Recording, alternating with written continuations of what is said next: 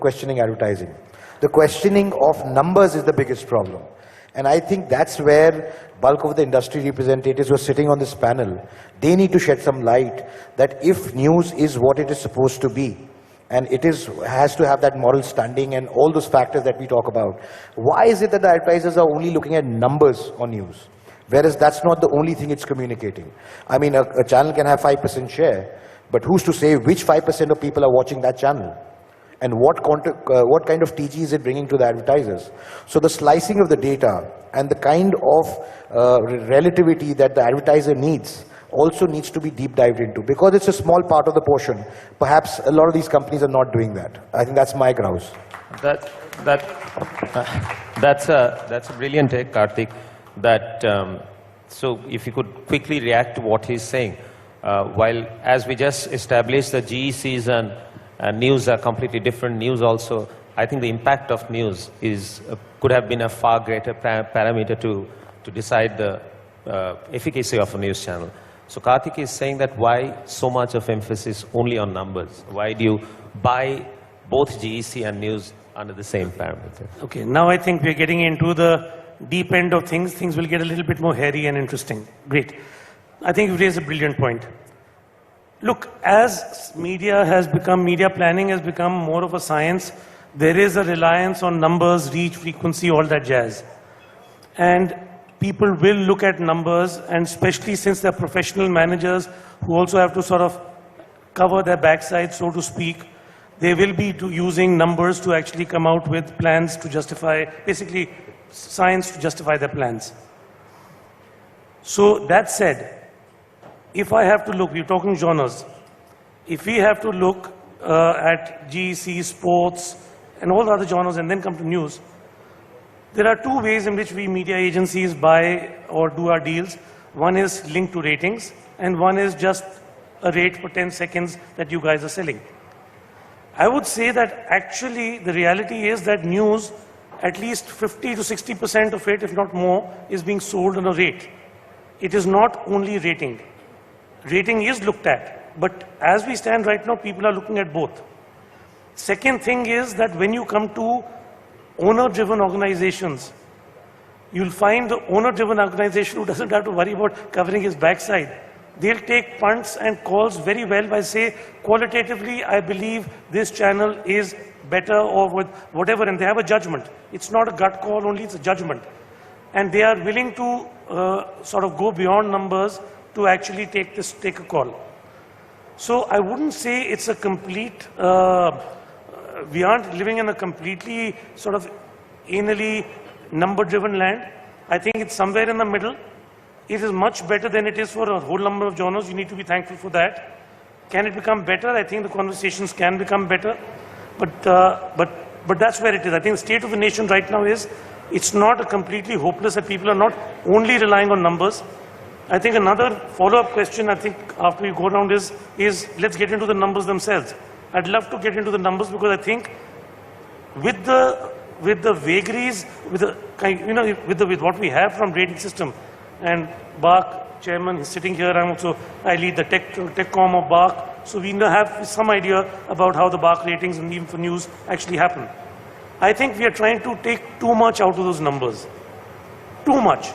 And I think that's a follow-up question. But right now, to answer your question, Karthikeya, or your observation, it's not so hopeless. I think people are taking calls. It's about 50-50. Prashant, you would like to add something to this? Yeah, I mean, I agree with every point. So let's face this. I mean, every brand does not have a potential 500 million customers to reach. And that's a fact. There are large FMCG companies where, they have a larger base to attend to, in retaining customers as well as recruiting new. But there are many categories within that same category or multiple categories where they are probably looking for 1 lakh potential customers, and as low as that. We as a genre has a much larger play on the upper funnel. We definitely have very engaging reach, not just reach on those.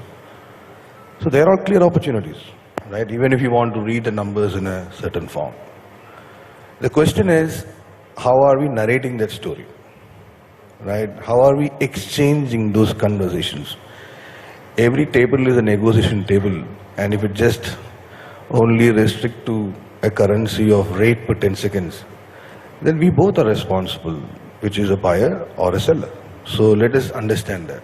And today I would like to add one more point, which I think is experienced with everybody. After 2.5 years of COVID, we are in a situation, this industry, with almost 35% of the people are probably new. Now it's a challenge, but I feel it's an opportunity. We got to educate them, right? I mean, we spend in our own organization, spending enough more time. Of course, today also there are challenges, people coming to office. But at the same time, our single most, focus is to continue train our people, right? So that's an opportunity for us to relate that. I mean, there are new people, there are people in new roles. In the client side, there are new people, right? So if you're able to narrate the solution in appropriate form, I think we can definitely make it much more faster, right? I mean, the result is all what we know, but if you want to look at the pace, I think that we can make a big change. Karthik, we need to wind up. So before we come to the individual comment about future of news, anything that you would like to add to this discussion? I think the problem here is not industry specific. It's a global problem. When we look at subscription in news, I think we're getting confused between linearity of content and subscription on the digital and other premises. I speak of it on purpose because globally, if you look at it, subscription in the new manifestation is still a challenge.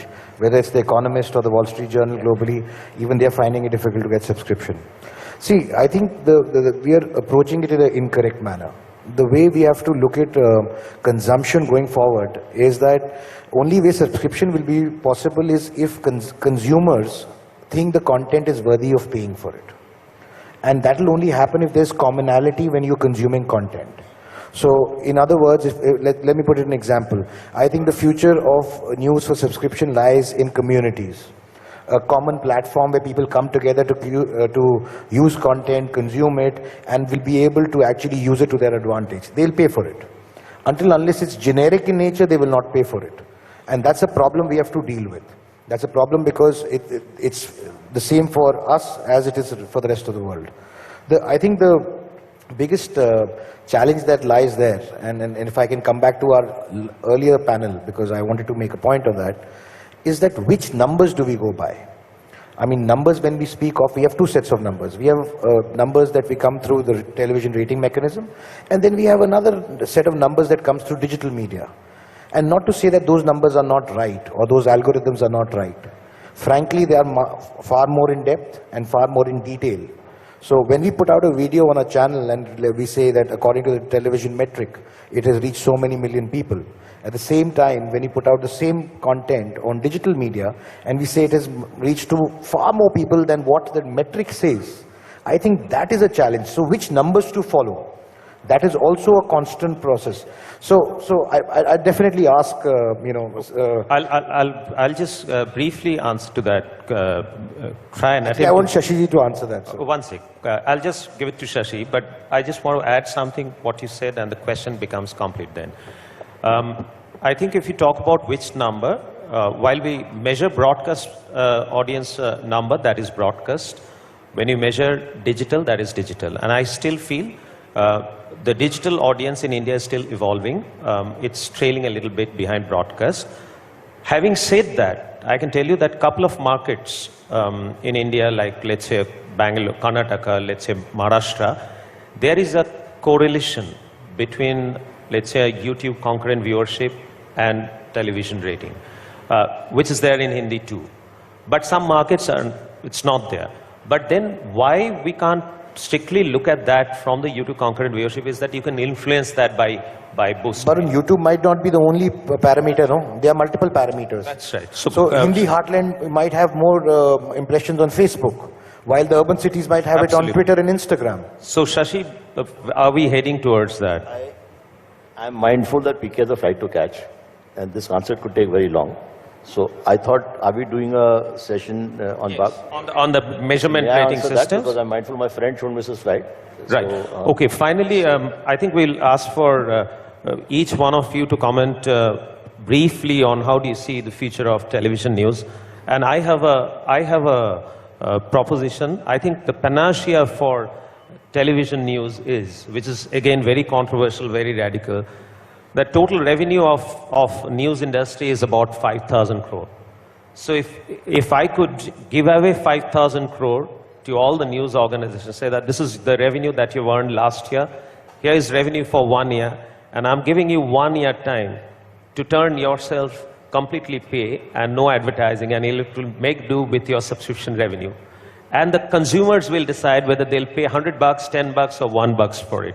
Will that work? Or if there's any other feature of news direction that you have? So, my friend, can I go first? That's a very nice discussion for a conference room hall like that. Yeah, we are not going to go that path. So, may I make a suggestion? Be more practical. The practical thing is what I said. If you guys collaborate together, collectively as a body, and I'm so thrilled to see this body together, so many of you, and you find inner ways. Have faith. Maybe offline, PK can tell you, Vikram can tell you. We are getting huge traction for ourselves when we collaborate. As we say, we fight by day, we are competitors by day, we are collaborators by night. Literally. The drink binds us together. So, there is a lot. That's my message, which is more practical than what you are saying. So you're saying future of news is to consolidate and don't fight? Collaborate. Right. Shan? Yeah, I think very simply put, loads of opportunities. These are days where we are all very also looking at different challenges, etc., from the economy aspect. At the same time, this is a time where we can definitely collectively work and create fantastic solutions, right? So I see a bigger role of news channels in creating solutions for every task every advertiser is facing, irrespective of whichever market, whichever language. In fact, they are all strong points for us to deal with. My urge is to really, take some of the points which we spoke, right, which is leveraging all our assets, look at technology solutions, look at thinking more as solutions for advertisers, get it more collectively, talk more, change the narrative, talk more to the entire industry, some of the new ones, some of the people who are in the new roles, etc. I think they are all going to be a strong help to, get our pace much more stronger, right? Definitely, this is only going to get more bigger and bolder. You have a lot more assets which you are creating, each one of you in different phases while dealing with the same subject, right? And but the solutions and approach can be similar and be more collaborative. And as an ecosystem, all of us will work together. Themselves will drive what they want to watch. The role of our editors and people who select news is going to go down, and we are going to become more driven on what people want to watch. That's the future of news. Thank you very much. I think we had a great session. Thank you for coming down all the way from Bombay, Shashi. Thanks. Thank you. Thank you all. I'll just urge you to stay on stage for 60 more seconds. I want to quickly get in founding president of NBF, Mr. Arnab Goswami, for a quick reaction as well to this inaugural panel. I just was listening keenly.